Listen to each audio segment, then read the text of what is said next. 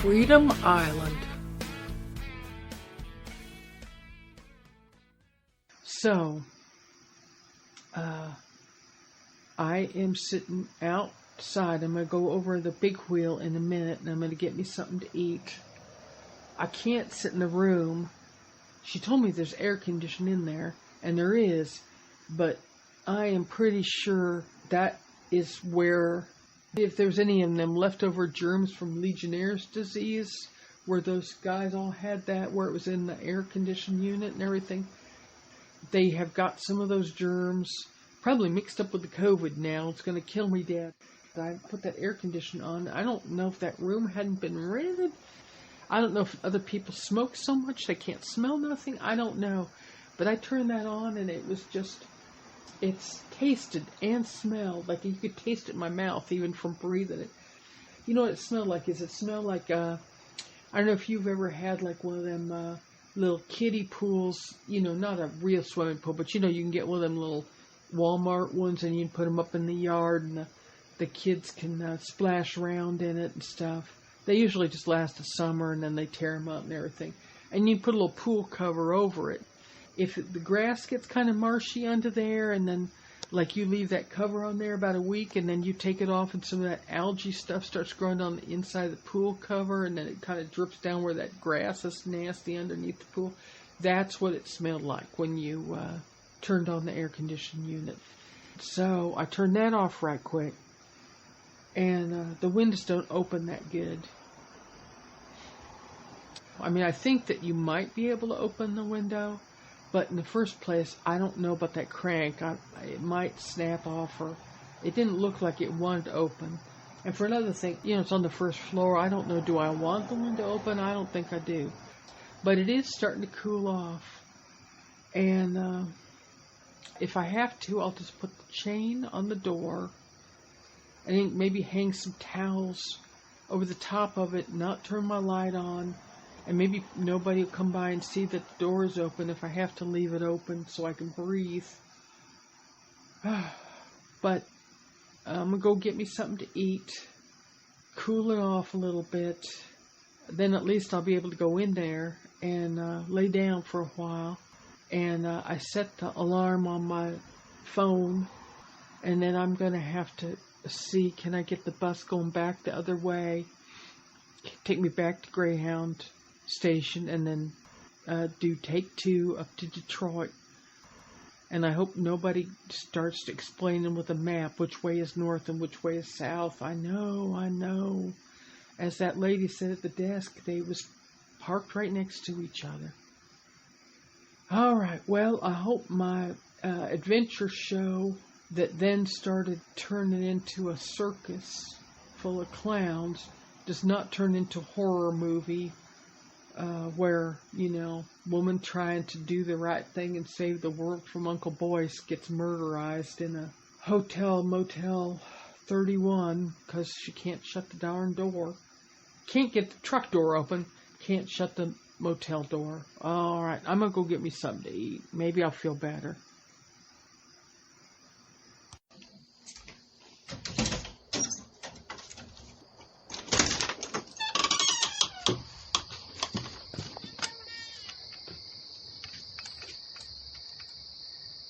All right, I'm back. I've ate. That was good. Traffic slowed down quite a bit out here now. Most of the people has gone inside to do whatever they're doing at night on the road to Mooresville. I'm not loving being outside at night here. There's bugs. There's, you know, little lights along outside each room, and there's all kinds of moths and creepy things flying around. And then they come over to investigate me. Whoever had the room before me had some little punk sticks in ashtrays, so I've set fire to some of them and put them out. You know, I'm outside the doorway here, and it smells not quite as bad as the room with the funky air conditioning unit. I guess I'll have to go in and shut the door if somebody comes along and looks at me funny, but there don't seem to be hardly anybody around at this end of the building. Is that a good thing? I don't know. I'm tired. I'm so tired. I was up almost all night last night because of having to sneak out and sit in my brother's truck to try to catch the bus and everything, and then missed it and all that. I haven't slept good for a couple nights before that. I'm awful tired, but I can sleep on the bus to Detroit. I get my shut-eye then. They got a good long layover in Detroit, so even if I sleep through my alarm, I believe everybody has to get off the bus and then get back on it again. So, I won't wake up and find myself somewhere way up in the state of Michigan. They'll put me off the bus if I fall asleep and sleep through my alarm, so that'll be all right. That's something. When I wasn't sure if my e-reader thing here was going to be all right or not, I started rooting around in my bag, and, I got so little bit of room in that bag, just barely change of clothes and just the most basic things, grooming supplies and stuff, my toothpaste and all that. But Lauren had a karaoke microphone, and she had put it they got a box in the back of my brother's truck where they put things they're going to drop off to the Volunteers of America. And or Salvation Army, one of them. She had put that karaoke microphone in there when we all used to watch America's Got Talent and everything, and the whole family would watch it, and we kind of got into the sing-along thing for a little bit and everything. There was something that you could put on the TV. It wasn't a VCR exactly, but it was some kind of a little machine, and it would play some songs, and you could sing with it and things like that, put the lyrics up on the screen. We did that for a little while, and of course she hadn't done that for years and years and years. So when I saw that in the donation box, I went ahead and jammed that in my gym bag while I was back there, sticking the bag underneath the beer cans and so on. I seen it sticking out of the donation box, so I thought, well, you can donate that right to me. It's a Bluetooth, and it don't hold any files, I don't think. I don't think it has no chip or nothing like that in there. But I was thinking, well, if I could have the recording, like the smartphone I guess it'd be the smartphone. If I could have it in one place, there might be some advantage to if I could figure out to talk into it, and I wouldn't have to talk directly right into the smartphone. There might be some reason why I might want to leave the smartphone where it was and talk where other people couldn't hear me, or, I wasn't totally sure. I mean, again, I'm real tired, so, who knows if that was a dumb idea or not, but I'm glad I didn't have to rely on it, because I charged it up, the karaoke mic. My brother got who's it that sticks in the, what do you call that? Sticks into the lighter, the cigarette lighter in the truck. And you can run a USB thing out of it. So it had a plug and then a little mini plug for the I gotta move. There's somebody's washing something. They might be washing out their clothes or something, and they're dumping water in the parking lot over there. It's weird. I don't know what they're up to. It's probably nothing sinister. They're probably just traveling, and, maybe they washed their clothes out in their bathtub. That's what they probably did, and then brought out the clothes to wring them out, and then they dumped that out. But it's weird. So it's splashing around and everything. Okay, so I came over here for a little bit. So what was I saying? Oh, so I plugged in the karaoke microphone thing, and the little charging light came on, but then I didn't stay, I wasn't sure. It didn't seem like it was working, the microphone, like when I tried seeing if I could match it up with Bluetooth and all that stuff. It didn't seem like it was making no connection, and then I brought it, when I got in here to the hotel room, I had like a wall adapter thing, so I plugged that microphone back in case maybe it was just like the truck thing didn't work right, or I didn't put it on there long enough.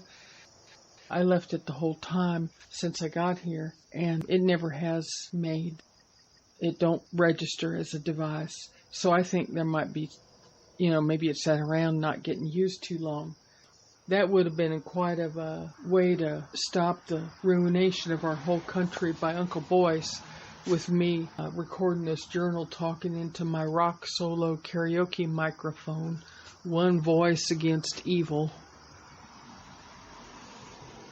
Well, you got to do what you got to do, right?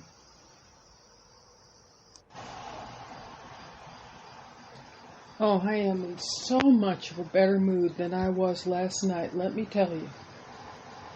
It was all going to pieces yesterday, and I hadn't got no sleep. I slept good last night, even though no AC, and I had the chain on the door, and I had to leave it cracked a little bit. I didn't even put a towel or anything over it. Nobody come around on this side. I did take the chest of drawers, and I pushed that up against the door. Not that that would have really stopped it, but I would have heard it if somebody was coming in. And that's where my luck changed. I pushed out that bureau, and it was a big old heavy, supposed to look like golden oak or something. I don't know what it was made of. Cement blocks is what it felt like, but it was like from Village Furniture or someplace like that. And, oh, mercy. So, it's made of that particle board furniture, where it's like glue and sawdust, and it weighs a ton. And I looked inside the drawers, and all there was a Gideon Bible and, a couple things like that. Somebody had left a couple of hair rollers of their hair in there rattling around, and that was all there was. So I managed to get it pushed over, out of the way, and then I looked along the wall where the dresser had been, and there was a little wad of money rolled up, like where somebody takes, they get money out of the ATM or get their paycheck cashed or whatever. And some people take and just roll it up and they stick it like in the front pocket of their blue jeans. Then they either get their lighter out or, they sit down or something. I think the person just took it out of their pocket at the motel whenever this was. And it was dusty back there, so I think it was a while ago. And they might have been drunk or something. And they took their hand and just laid down that roll of money. It could have been maybe the air conditioner was working then and it blew it off there. Maybe they knocked it off. I don't know how it rolled over the edge, but it was laying in that dust behind that dresser. So if the air conditioner hadn't been broke, I wouldn't have put the chain on the door and I wouldn't have moved the bureau, so I wouldn't have found the money. When I unrolled it, it was 1, 2, 3, 4 $20 bills. So I got $80. I can't help but think that God was watching out for me. I do. When I thought about it, how much was my room with the discounts that the lady gave me at the desk? It was $54. And it's true, it wasn't a very clean or good smelling room. I guess it was clean enough, but it was stinky. But if the air conditioning was off, it wasn't too bad. And I slept like a rock. So I paid $54 for that. And then I had to go last night and get something to eat, which I didn't plan on because I thought I would be in Detroit, but I missed my bus and all that. So I ended up paying for a supper, so that was $9.99 dinner special. And then I left the girl $3. So there's another $13. So what is that, $67? So I took that $80, and it basically paid me back for the room, for my supper. I went back to the big wheel again this morning and got biscuits and gravy with plenty of pepper all over it and fried eggs and coffee and a side of sausage and paid for that. I left her another good tip, and then I still had $4 left, and I put it under the water glass in the motel room, supposedly for the maid, but it was really, of course, for the lady that runs it. She does it all, I'm sure. And I know she put that money from last night in her pocket, too, but somebody has to come clean up that room, and it ain't her fault if she's not a plumber. It's not her fault if the AC don't work. And, probably nobody's been in here that long. I didn't hold it against her. She did the best she could for me with the discounts and everything. So I spent it all, but it come out even. So I got to keep my money that I left on my trip with. So now, you tell me God doesn't take care of me. So I don't care what them blamers and shamers that think they're God's friend that's telling everybody how wrong they are. I don't care what they say.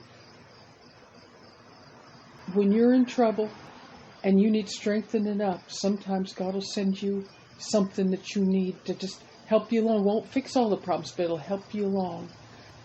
So I didn't feel so alone, and I felt like I could pull myself together a little bit. I actually got my 12-step book out and read a little bit in it. I had managed to get that wedged in my gym bag along with all that other stuff I've been dragging around. You know, I feel bad that I had to wait till something good happened to me to be grateful and remember to do my work, but I did it anyway. So I got my NA reading done. I've got a stomach full of biscuits and gravy. I got on the right bus to get me back. It wasn't even as hard as what I thought it was, and they did not fight me at the Greyhound to change over my ticket. They just took it, run it through some kind of scanner thing, beeped it, said, did I want it credit back to a new ticket? And I said I did, and then they said, well, there's going to be a bus to Detroit in 1 hour and 11 minutes. Do you want that one? And I said I did. And they gave me a new ticket. I'm fed. I slept. I'm still worried. Oh, and I got the karaoke microphone to kind of work, not to use as a microphone. I think that would be kind of complicated with the files and everything. But you know what it does is it can be a speaker. And so I got it sorted out where I wasn't holding the button down long enough, the on button. I mashed that button down and held it a little bit, and then a lady talked out of it and said Bluetooth pairing.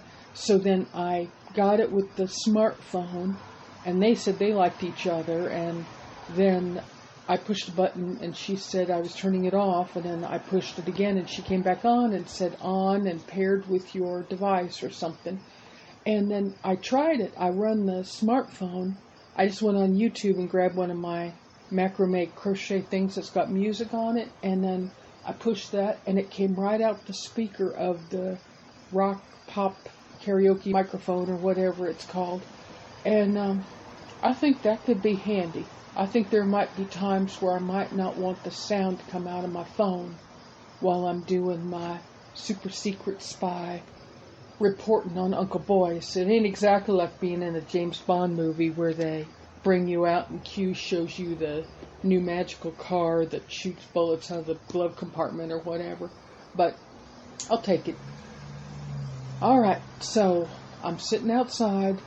There's too much people talking in the bus station. Nothing anybody's ever talking about in the bus station. It's either sad, they're going to a funeral or something, or they've run out of money, or they've been traveling, they're hot and tired, or they're up to no good. And I've seen 2 or 3 people kind of in my seat in the area, and none of them looked like they was doing anything that would be good for me to get involved in. And as I have talked about in these journal things that I'm doing before, so it can be my evidence for when I do the Boyce thing. So I got to have a record, right? So I just tell everything.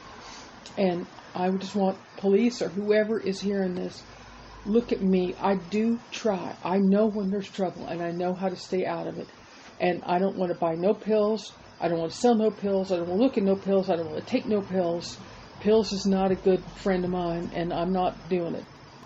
So I just got out of there, and I'm sitting outside in the back, and I'm going to have to get up in a couple minutes because I believe this is where the bus is going to go from Indianapolis to Detroit. And I don't want to get runned over after I made it so safe like Frogger yesterday, getting across that median strip and everything to get to the Motel 31. I don't want to get squished now. I'm going to leave this now and see if I can pack up my digital things good to bring on the bus with me so I can not worry about whatever is in my bag that's sliding and banging around on the bottom of the carrier compartment, you know, where they put the luggage on the bus. But boy, how much better do I feel today? And that's good because I got I started saying I got a big adventure coming, and part of my adventure is I better get my butt out of here. All right, I better do this another day. Here they come.